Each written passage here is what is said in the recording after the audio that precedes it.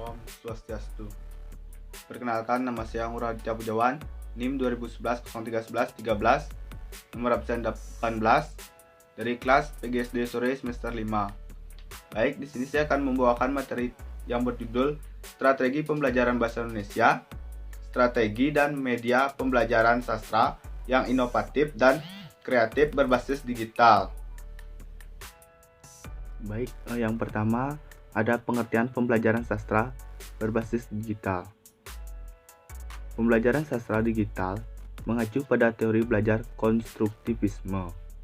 Teori tersebut mengemukakan bahwa peserta didik membangun pengetahuan dan makna dari pengalaman mereka. Henriksen 2017, Smith 2015. Karena peserta didik memiliki latar belakang, pengalaman, dan keterampilan yang luas, pengetahuan dibangun secara individual saat peserta didik bekerja untuk memahami masalah yang mereka hadapi. Adapun 3 prinsip teori belajar konstruktivisme, yakni yang pertama pengalaman pribadi, yang kedua pembelajaran aktif, dan yang terakhir ada interaksi sosial.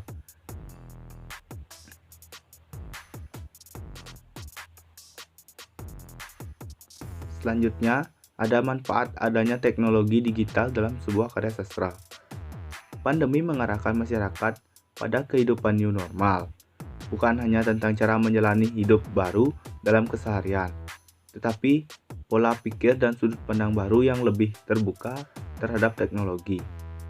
Bagaimanapun juga masyarakat harus dapat memanfaatkan modernisasi teknologi informasi guna bertahan dalam keterpurukan. Dunia literasi juga diharapkan dapat memanfaatkan teknologi agar tetap produktif memproduksi karya dalam bentuk tulisan.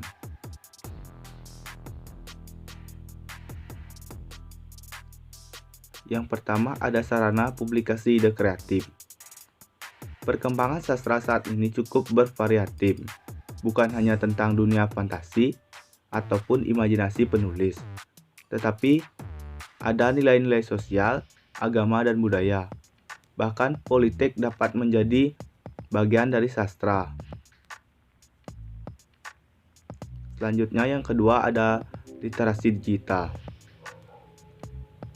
Hadirnya platform menulis digital adalah bentuk kecanggihan teknologi yang dapat menjadi sarana komunikasi publik dalam pengembangan sastra. Mengingat bahwa masih ada sebagian masyarakat penikmat sastra yang dapat menciptakan tulisan.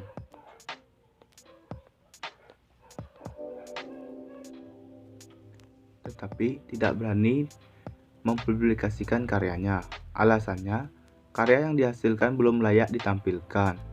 Hal ini kerap menjadi faktor penyebab minat bersastra terutama menulis hanya menjadi koleksi pribadi. Dengan perkembangan literasi digital, minimal permasalahan ini dapat teratasi. Ruang menulis digital akan menjadi wadah interaktif penulis dan pembaca.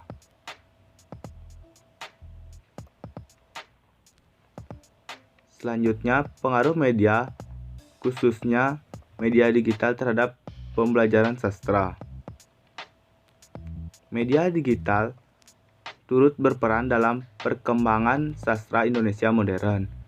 Menurut para ahli, sastra Indonesia modern lahir sekitar tahun 1920-an dengan terbitnya novel Azab dan Sengsara karya Merari Siregar. Namun, ada pula yang menyebutkan bahwa karya M. Yamin yang berupa Sajak Tanah Air merupakan pencetus lahirnya sastra Indonesia modern. Sejak itu, begitu banyak sastrawan Indonesia modern mulai menciptakan karyanya.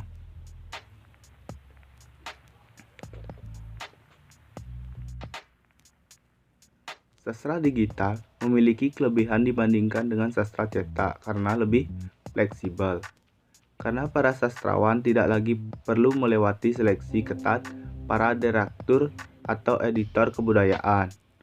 Mereka tidak lagi harus melalui baptis para redaktur tersebut untuk sebagai sastrawan.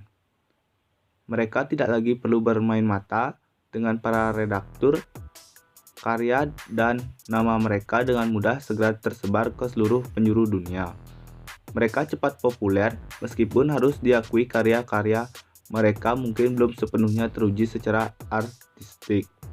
Akan tetapi, relatifnya kriteria dan ukuran sebuah karya sastra berkualitas atau tidak membuat para sastrawan yang menggeluti dunia maya merasa di atas angin.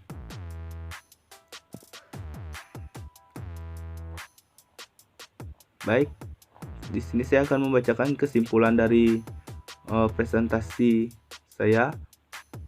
Kesimpulannya, pembelajaran sastra berbasis digital merupakan proses pembelajaran yang menggunakan media elektronik, yaitu dikembangkan menjadi jaringan internet sebagai alat bantu guru dalam meningkatkan mutu pembelajaran.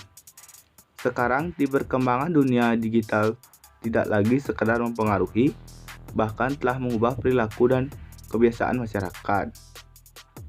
Digitalisasi, kehidupan yang semakin berkembang pesat ke depan, itulah yang mesti dibaca oleh dunia pendidikan, sehingga bisa membekali siswa dengan kecakapan-kecakapan penting untuk menghadapinya.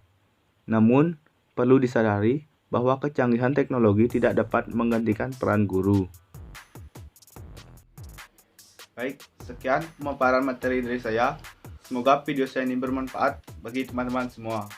Saya akhiri dengan Parama Santi. Om Santi Santi Santi Om.